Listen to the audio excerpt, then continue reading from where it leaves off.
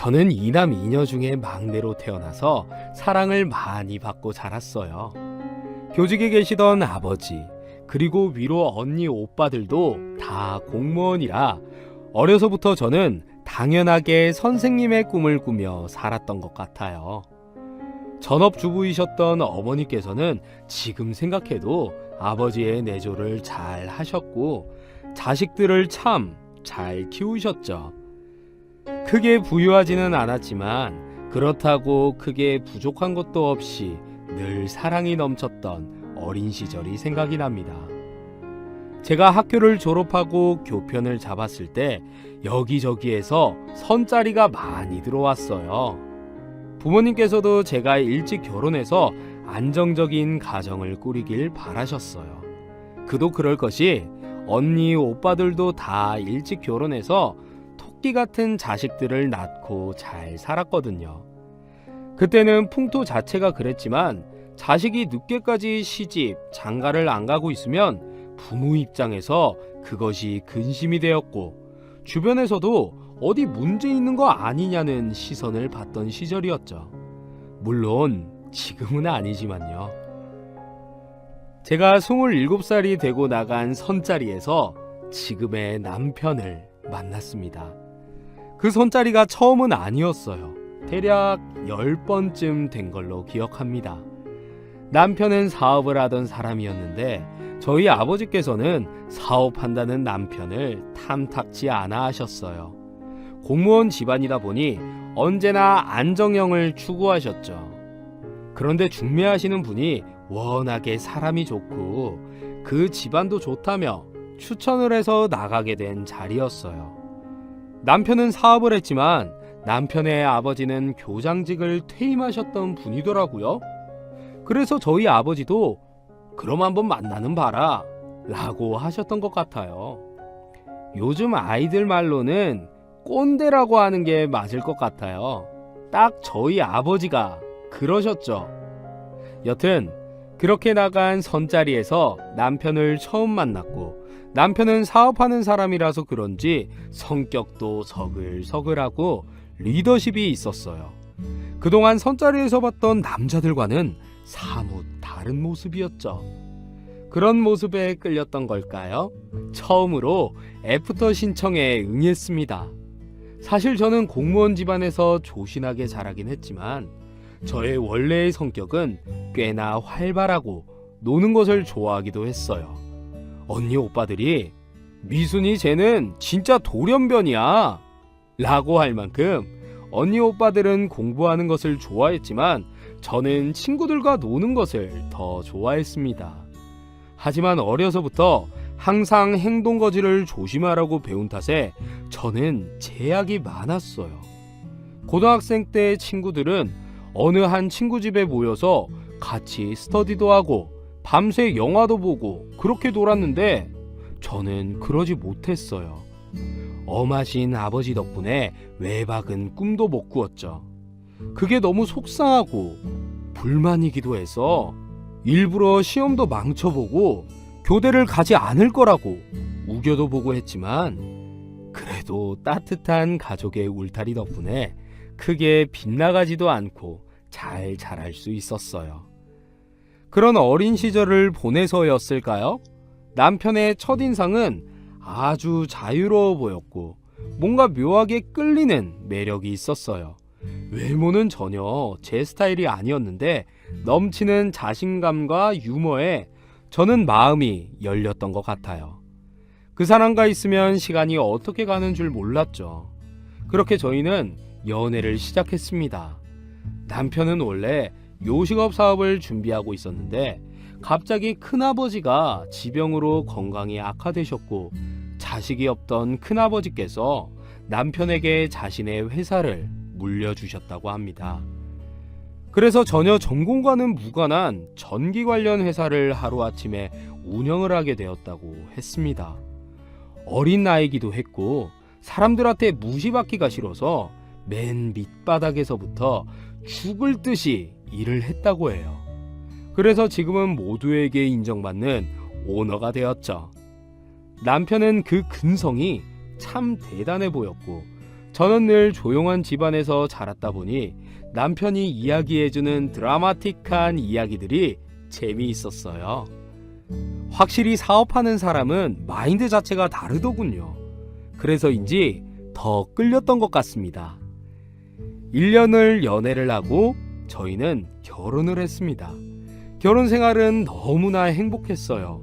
부족함이 없었죠. 시댁 어른들도 저를 너무 예뻐해 주셨고요. 좋은 일도 한꺼번에 오는 건지 심지어 허니문 베이비까지 계속해서 좋은 일들만 일어났죠. 양가 부모님께서는 저의 임신 소식에 뛸 듯이 기뻐하셨어요. 부모님들께서는 빨리 아이를 낳기를 바라셨거든요. 남편도 자식을 원했고요. 그 덕에 저는 다니던 학교도 그만두고 그렇게 꿈에도 없던 전업주부가 되었습니다. 둘만의 신혼도 조금 더 즐기고 싶었지만 그래도 임신을 하고 남편은 더욱더 저를 잘 챙겨주었어요. 원래도 다정다감한 사람이었지만 하나부터 10까지 다 저를 배려해 주었죠.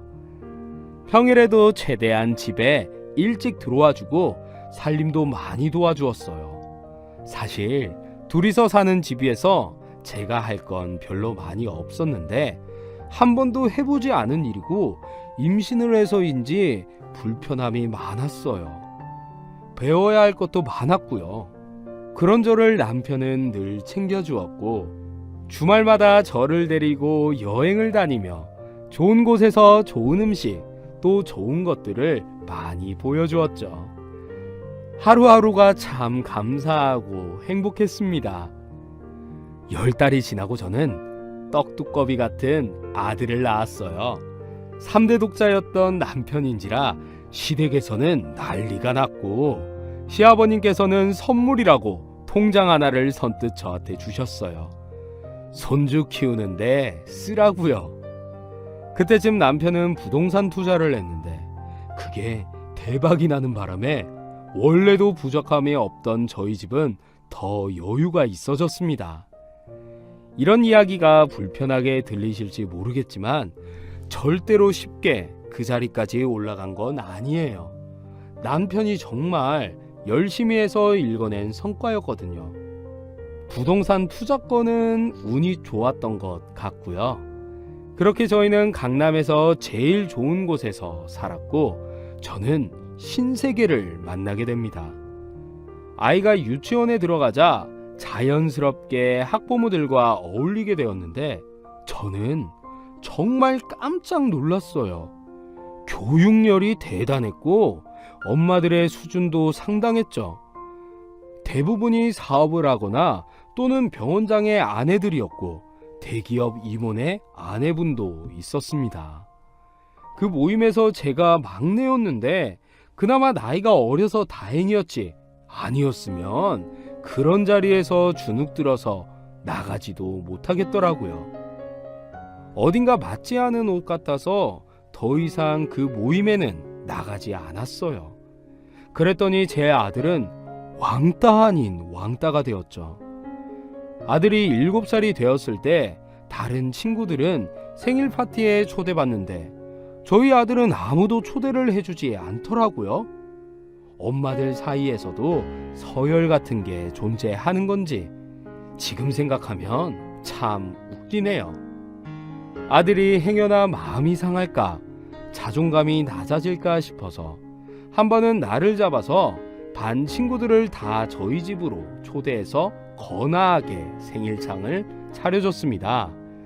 끝나고 아이들 손에 직접 적은 손편지와 선물까지 챙겨서 다 보냈죠. 다음날 학부모들로부터 모임에 한번 나오라는 연락을 또 받았지만 저는 일을 해서 안 된다고 거짓말을 하고 모임에는 나가지 않았어요. 이제 초등학교 들어가면 볼 일도 없겠지 하면서요.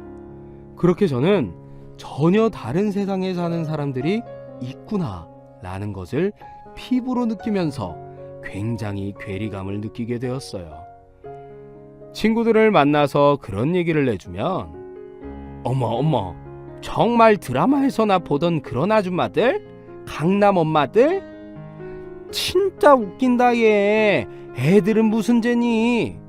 그런데 정말 더 웃긴 것은 엄마들이 유별나다? 이렇게만 생각할 문제가 아니라는 거였어요. 아이들이 그걸 더 원한다는 느낌을 많이 받았거든요. 아니 무슨 유치원 다니는 아이들한테 그런 교육을 시키냐고 생각했는데 그 아이들은 그걸 또 잘 따라 하더라고요. 엄마 입장에서 아이가 잘 하니까 더 시키고 싶은 욕심이 생기는 건 어찌 보면 당연한 건지도 모르겠지만 그때 당시 저는 그게 이해가 안 되었습니다. 각자의 교육과는 다 다른 거니까요. 여튼 아들이 초등학교에 입학하며 그 친구들과 그 엄마들은 볼일 없겠지 했던 생각은 완전히 빗나갔어요.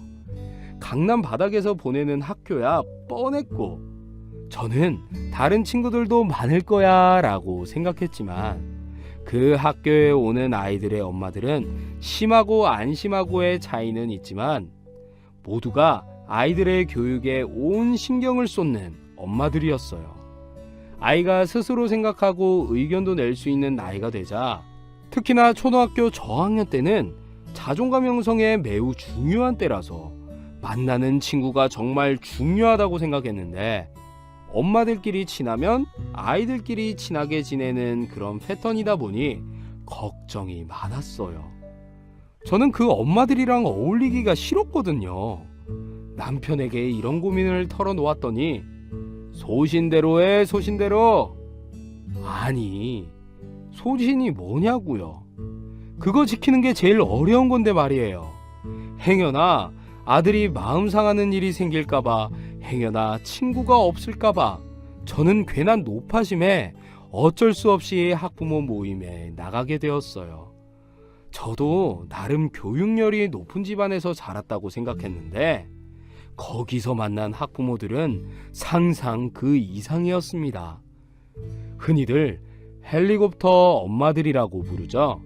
지금은 아이들을 픽업해서 학원에 데려다주고 하는 전문 업체들이 많이 생겨났지만 그때 당시에는 다 엄마들이 그걸 했었어요. 정보들도 얼마나 많고 빠른지 그걸 다 따라하기에는 제 머리가 터질 것 같았죠. 그래서 대부분의 말들은 걸러서 듣고 유독 그런 것이 심한 엄마들은 좀 피하게 되고 그랬어요. 그 모임에서 알게 된 저보다 2살 많은 언니가 있었는데 언니는 저와 같은 생각을 하고 있었고 그래서 저는 그 언니와 아주 친하게 지냈죠. 언니도 아이 때문에 어쩔 수 없이 그 모임에 나가는 거라고 했어요. 언니의 남편은 증권가에서 애널리스트로 일하고 있었고 언니도 애널리스트 출신이었어요.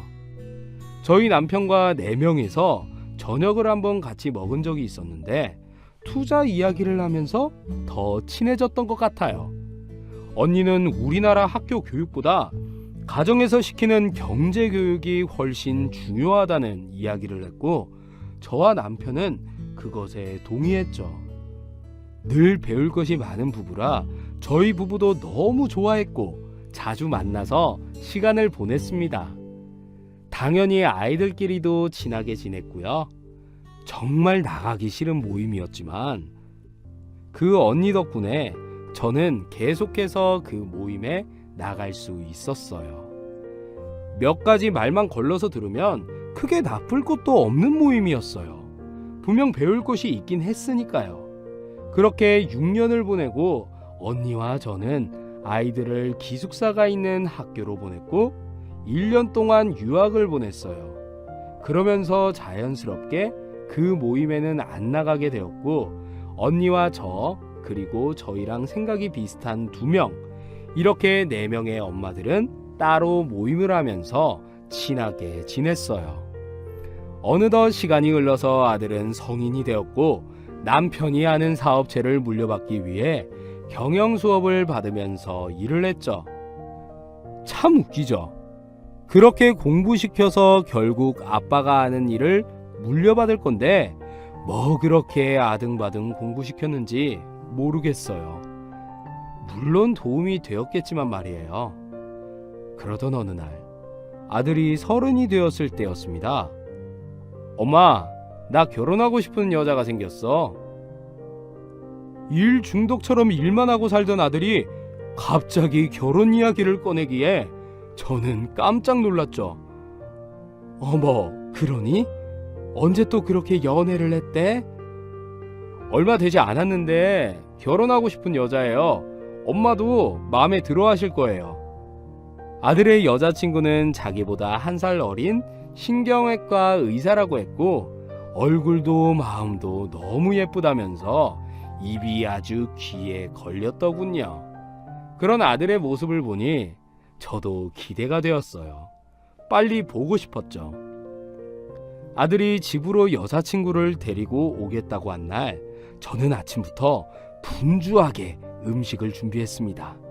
저녁이 되어 아들이 여자친구와 함께 들어오는데 하얀색 치마 정장을 입고 수줍게 인사하는 여자친구를 보는 순간 첫인상이 너무 마음에 들더군요. 어서 와요. 이야기 많이 들었어요. 네, 어머님. 처음 뵙겠습니다. 이수경입니다. 참 이거. 아들의 여자친구는 어찌 알았는지 제가 제일 좋아하는 노란색 프리지아 꽃다발을 내밀었습니다. 아마도 아들이 소스를 준 거겠죠. 어찌되었든 너무 기분이 좋더군요. 에이구, 뭘 이런 걸 다. 고마워요. 그렇게 화기애애한 분위기 속에서 저녁 식사를 했습니다. 아들의 여자친구는 말도 조신하게 잘하고 사실 얼굴도 어찌나 예쁘던지 웬만한 연예인보다 예쁘더군요. 저와 남편은 너무 마음에 들었고 우리 아들이 역시 보는 눈이 있네, 이렇게 흡족해했던 것 같아요. 그렇게 처음 인사를 하고 아들은 속전속결로 결혼 준비를 했습니다.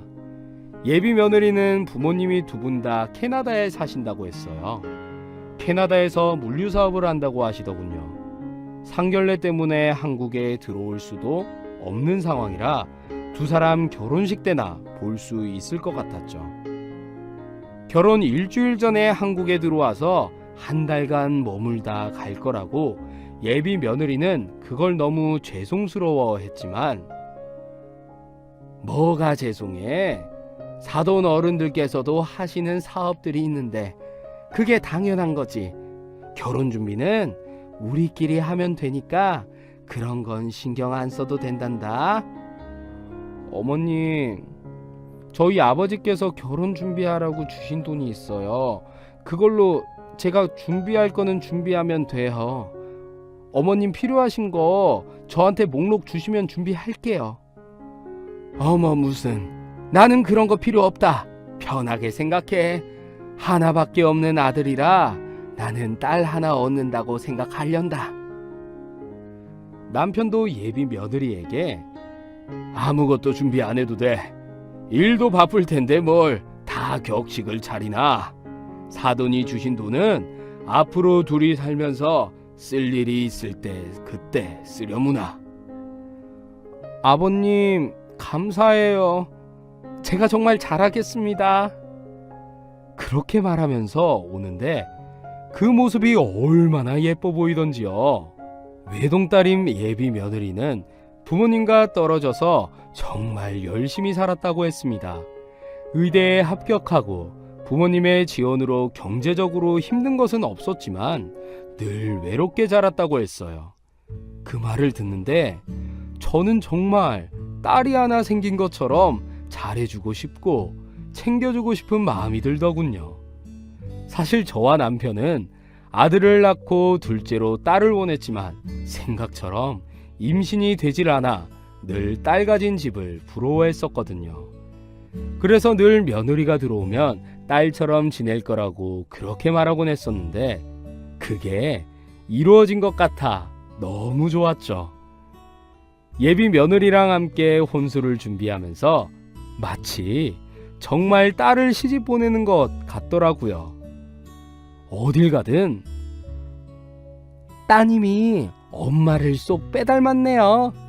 두 분 다 너무 미인이세요. 라는 말을 들었습니다.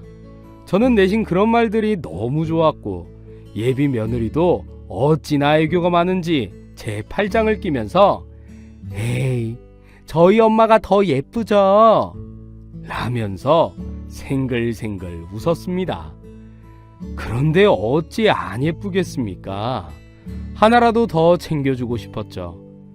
그날 그렇게 가전 가구를 고르고 며느리 옷 한 벌 사주고 싶어서 백화점에 갔습니다. 제가 화장실을 다녀오는데 며느리가 어떤 중년의 남자와 이야기를 하고 있더군요. 뭔가 친해 보이는 듯한 남자와 며느리. 제가 가까이 가자 며느리는 깜짝 놀라며 서둘러 그 남자와 인사를 하고 헤어졌습니다. 아, 어머님 오셨어요? 누구? 아, 예전에 저희 병원에서 진료받았던 환자분이었어요. 아, 그렇구나. 결혼한다고 하니 너무 축하한다고 하시네요. 세상 좁아요. 이런 데서 다 만나고. 그래, 그렇구나. 온갖 찝찝한 기운을 받았지만 그런가 보다 하고 대충 넘겼습니다. 그러던 어느 날, 그날은 아들이 살 신혼집을 보러 가기로 한 날이었는데 아들이 급하게 전화가 왔습니다. 엄마, 지금 수경이 쓰러져서 응급실에 있대. 뭐라고? 세상에, 그게 무슨 말이니? 이틀 밤을 꼴박 새웠더라고. 병원 일이 바빠가지고. 요즘 결혼 준비한다고 너무 무리했나봐. 일단 내가 지금 응급실로 가고 있는데 오늘 집은 못 갈 것 같아. 그래. 일단 어서 가보렴. 안 그래도 마른 며느리가 걱정이 되긴 했는데 뭔 놈의 병원에 당직이 그렇게 많은지 저러다 쓰러지겠다 싶었거든요. 없는 시간에 결혼 준비까지 하느라 많이 무리가 되었나 보더라고요. 남편은 그 소식을 듣자마자 당장 병원 그만두게 하라고 난리였어요. 얼마나 힘들게 공부해서 의대에 들어갔을 건데 그런 말을 하는 건 선을 넘는 행동이라고 생각했어요. 물론 며느리 사랑은 시아버지라고 우리 남편이 딱 그랬습니다. 며느리가 쓰러졌다는 소식에 안절부절 응급실 가봐야 하는 거 아니냐고 호들갑을 떨었죠. 다음날 예비 며느리는 수척해진 얼굴로 저희 집에 인사를 왔습니다. 아버님, 어머님, 죄송해요. 걱정 많이 하셨죠? 아이고, 그래. 몸은 괜찮니? 네, 아버님. 걱정 끼쳐드려서 죄송해요. 근래에 너무 무리를 했더니. 그래, 병원에서는 뭐라니? 옆에 있던 아들이 빈혈 수치가 높고 의사 말로는 요즘 세상에 영양실조 같은 몸은 처음 본대요. 영양실조? 세상에나.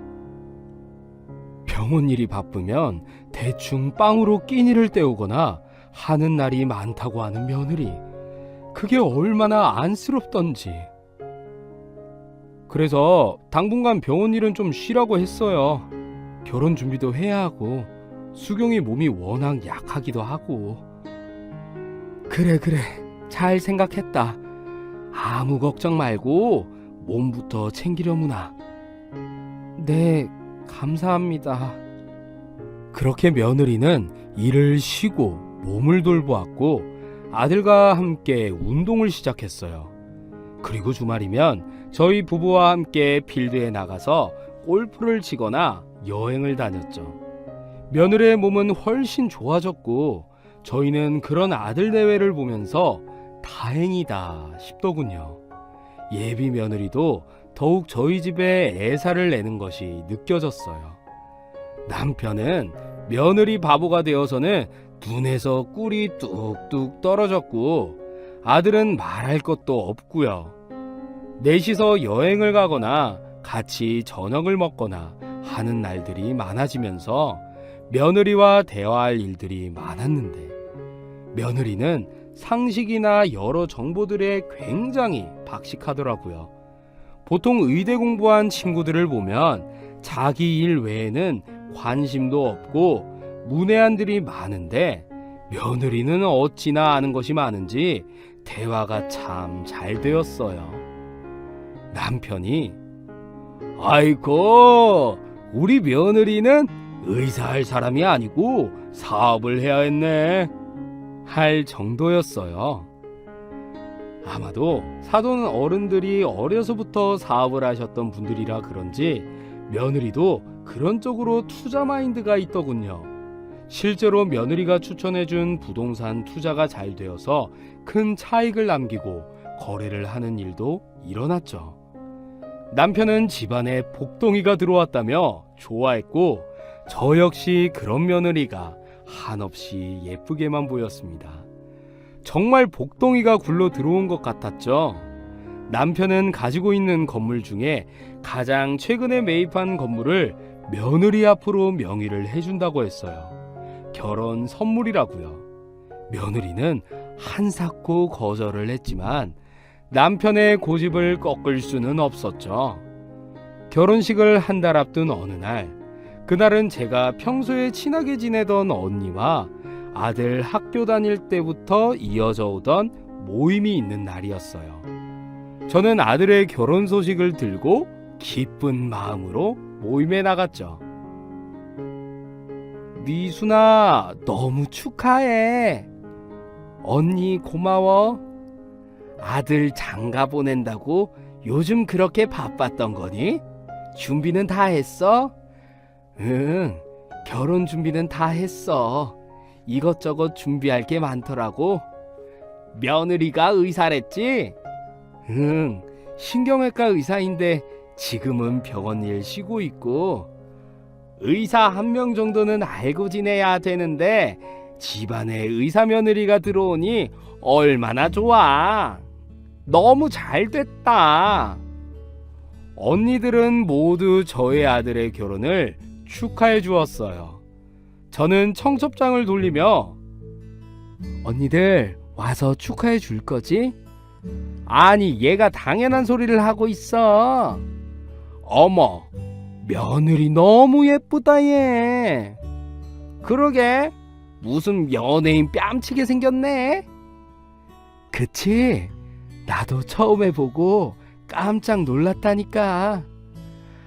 아니, 의사면 똑똑할 거고 얼굴 예뻐, 몸매 좋아, 빠지는 게 없네. 사돈은 뭐 하시는 분들이야? 캐나다에서 사업을 하신대. 결혼식 일주일 전에 한국에 들어오실 거야. 나도 아직 못 봤어. 정말? 완전히 엄친 아니니?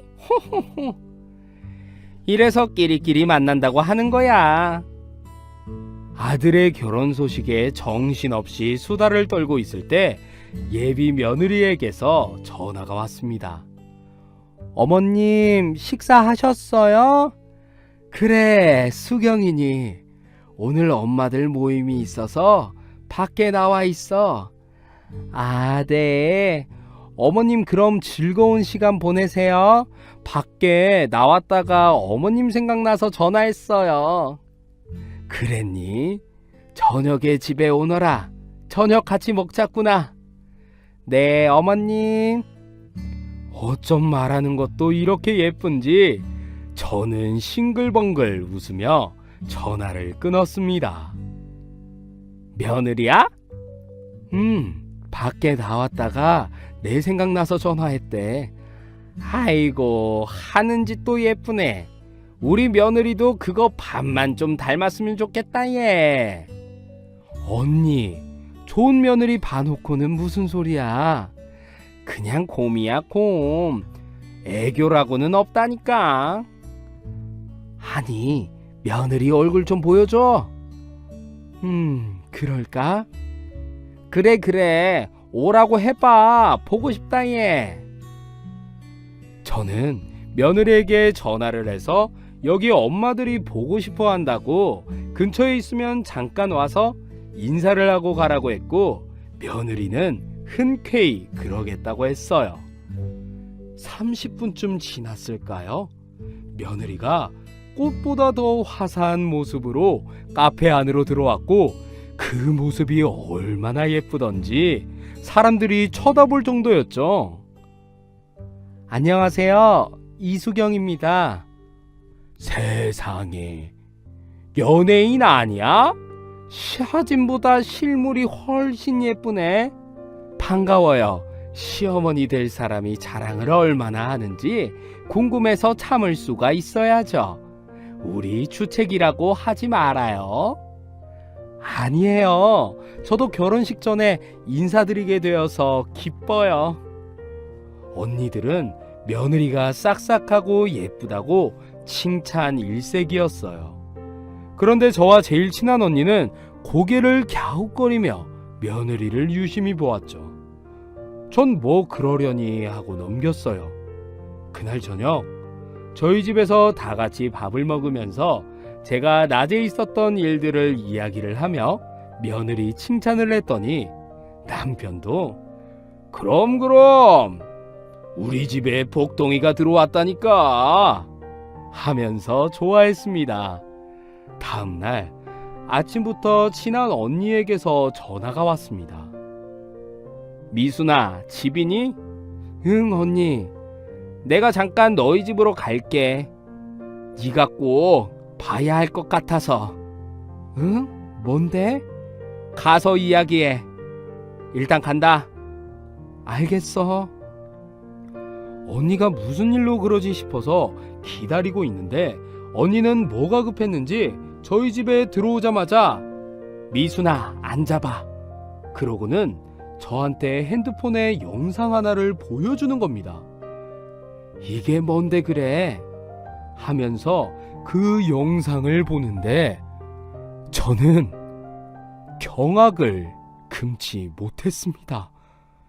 영상 속에는 주정 같은 룸에서 남자 3명과 술집 여자로 보이는 여자 3명이 있었는데 그 중에 한 명이 예비 며느리였습니다.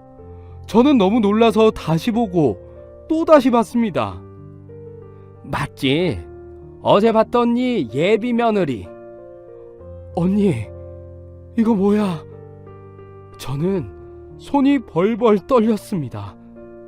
몸에 딱 달라붙는 짧은 원피스, 가슴골이 훤히 다 보이는 그런 옷을 입고 어떤 남자에게 술을 따르고 있는 여자, 온갖 여우 같은 웃음과 애교를 떨며 남자의 비위를 맞추는 여자.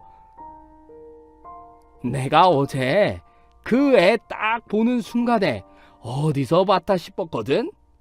얘 술집에서 일하는 애야. 뭐? 술집? 그래, 고급 술집 말이야. 말도 안 돼. 무슨?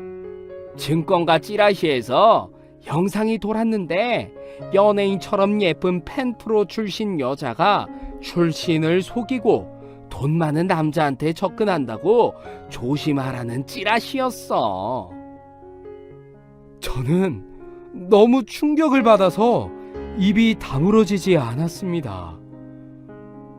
말도 안 돼. 나도 안 믿겨. 이 영상을 보면서도 긴가민가 했다니까. 근데 봐봐, 맞지? 도대체 이게 어떻게 된 일이야? 너 사기당한 거라고. 꽃뱀한테 물린 거라고. 꽃뱀? 어디까지 해준 거야? 집 명의고 뭐고 전부 다 그 여자한테 해준 건 아니지? 정말 하늘이 노래지더군요. 이게 무슨 일인지 아들과 결혼하기로 한 예비 며느리가 템프로 출신 술집 여자였다니. 그러고 보니 모든 퍼즐이 맞춰지는 것 같았습니다.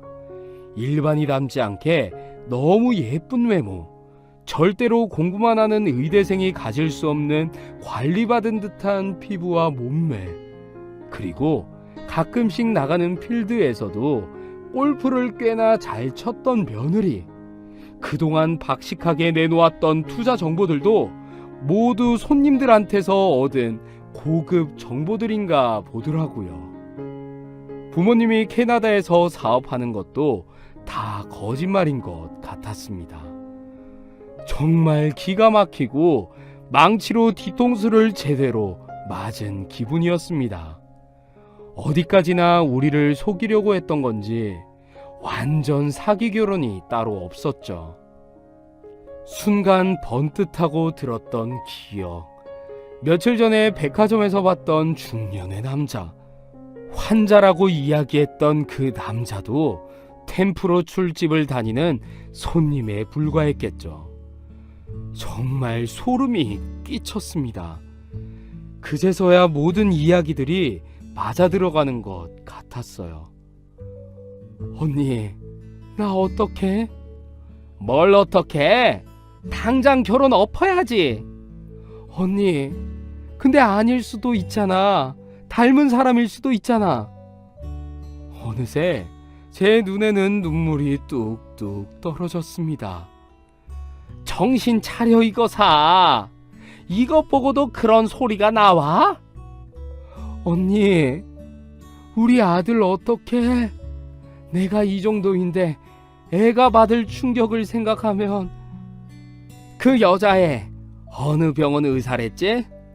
내가 정 그러면 사실 확인해보자. 어느 병원이랬더라? 갑자기 머리가 새하얘졌습니다. 아들에게 전화를 걸어서 모르는 척하고 며느리가 일했다는 병원이 어딘지 알아냈고, 마침 언니는 아는 사람이 거기 병원에 있다면서 알아봐 준다고 했습니다. 30분도 걸리지 않아서 그런 선생님은 없다는 답변을 받았고, 저는 그나마 걸었던 신락 같은 희망도 버려야 했어요. 정말 뒤로 넘어가겠더군요. 그런데 제 눈으로 진실을 확인하고 싶었어요. 언니, 여기 술집 어디야? 왜? 가려고? 이미 일은 그만뒀을 텐데 뭐. 그래도 확인하고 싶어. 정말 맞는지. 그래, 가자. 가서 직접 확인하자. 언니는 계속 울고 있는 저를 다독거려 주었고, 그날 저녁 그 술집을 함께 가주었습니다. 프라이빗한 공간이라서 그런지 여자들 출입이 안 된다면서 막는 지배인. 안 된다니까요. 여기 예약제예요. 들어가실 수 없어요. 한 가지만 확인하면 돼요. 세상에 돈으로 안 되는 건 없었어요. 한 가지만 확인하면 된다고 돈을 찔러주고는 영상을 보여주었습니다. 이 여자 여기서 일하는 여자 맞죠? 수정씨네. 수정? 이 아가씨 이름이 수정이에요? 크리스탈은 가명이고 본명은 이수경인가? 이수경, 확실해요. 네, 수경씨 맞아요. 우리 가게 에이스인데 모를 리가 있나요? 그 이름을 듣는 순간 저는 눈을 질끈 감았습니다. 아직도 일하나요? 며칠 전에 그만뒀어요. 엄청 부잣집 남자한테 시집 간다고 하던데. 네, 엄청 부잣집 남자가 제 아들이었습니다. 그런데 더 충격적인 것은 며칠 전까지 일을 했다는 거였어요. 정말 사람을 기반해도 유분수지, 결혼 준비를 할 때도 몸만 오라고 아무것도 준비할 거 없다고 그렇게 다 봐주었는데, 도대체 뭐가 부족해서 우리를 다 속이고 일까지 계속한 건지 정말 당장이라도 찾아가서 머리채를 잡아 흔들고 싶었습니다. 어떻게 이런 일이 일어날 수 있는지, 이게 정말 말이나 되는 건가요? 저는 정말 너덜너덜해진 몸으로 집으로 돌아왔습니다. 언니는 절대로 그냥 넘어가면 안 된다고 꽃뱀 사기로 고소해야 한다고 난리였고, 저는 아무런 말도 귀에 들어오질 않았어요. 충격받을 아들과 남편이 걱정될 뿐이었죠. 아들, 바쁘니? 아니요, 엄마 무슨 일이에요? 오늘 저녁에 수경이랑 같이 집에 오렴. 뭐 맛있는 거 했어요? 좋아요, 엄마. 아무것도 모르는 아들은 그저 와이프 될 사람 보는 것이 좋나 보더라고요. 그날 저녁 남편과 아들 그리고 그 여자가 함께 집으로 왔습니다. 어머님, 저 왔어요. 여느 때처럼 밝게 인사하는 여자, 그 모습을 보는데 정말 소름이 끼쳤습니다. 가면 속에 있는 저 여자의 악랄함에 치를 떨겠더군요. 저는 인사도 받아주지 않고 다들 거실로 와보세요. 싸늘한 저의 분위기에 모두들 어리둥절한 표정이었습니다. 남편과 아들, 저, 그리고 그 여자 4명에서 소파에 앉았고, 엄마, 무슨 일이길래 그래? 저는 아무 말 없이 핸드폰을 꺼내서 영상을 틀었습니다. 영상을 본 남편과 아들은 입을 다물지 못했고 그 여자는 당황해하며 어머님, 이게 무슨... 왜? 이거 너 아니니? 언제까지 속일 셈이었어?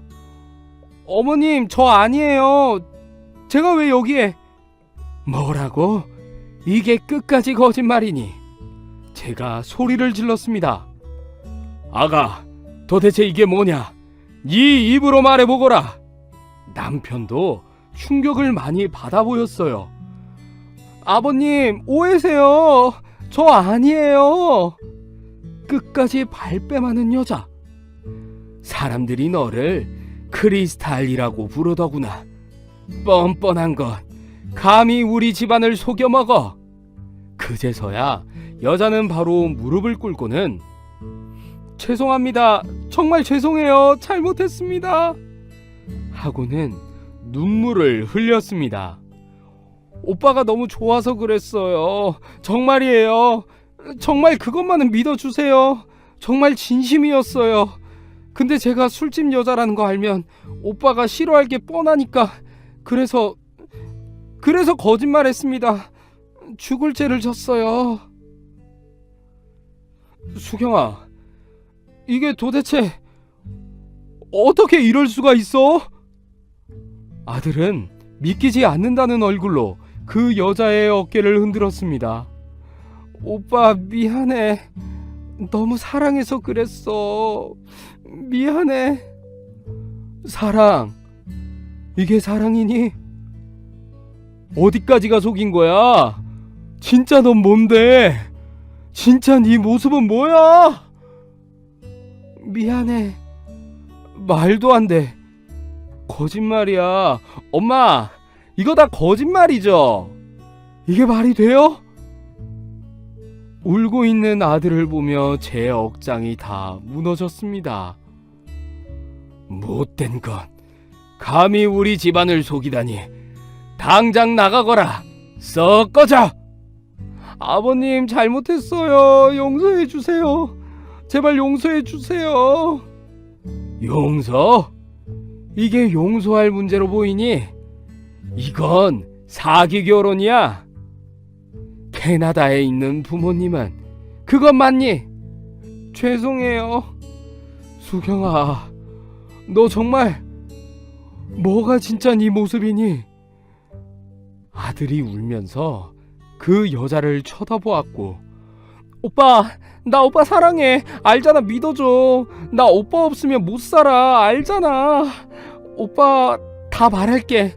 다 말하려고 했어. 썩 나가거라. 남편은 그 여자를 내쫓아 버렸고 저는 아들을 붙잡고 한참을 울었습니다. 남편은 우라통이 터진다면서 가슴을 치며 답답해했고 몇 달간 끊었던 술을 벌컥 마셨어요. 한 여자 때문에 저희 집은 엉망진창이 되어버렸죠. 아들은 몇 날 며칠을 밥도 제대로 먹지 않고 알아 누웠어요. 누구보다 충격이 컸을 테죠. 저희한테 말을 안 했지만 그 여자 밑으로 꽤나 돈도 많이 썼나 보더라고요. 하긴 모든 결혼 준비도 저희가 다 했고 예물도 좋은 것으로 이미 다 해주었죠. 다행인 건지 남편이 주기로 한 건물은 명의 변경 전이었어요. 남편과 저도 배신감에 한동안 그 수렁에서 빠져나오지를 못했어요. 정말 사람이 이렇게 악랄할 수도 있구나 싶어서 무섭기까지 했습니다. 그동안 저희 집에 와서 애살 있게 굴었던 그 모든 것이 가식이었고 거짓이었어요. 처음부터 저희 집 돈이 목적이었던 여자. 나중에 알고 보니 부모님도 한국에 버젓이 살아있더군요.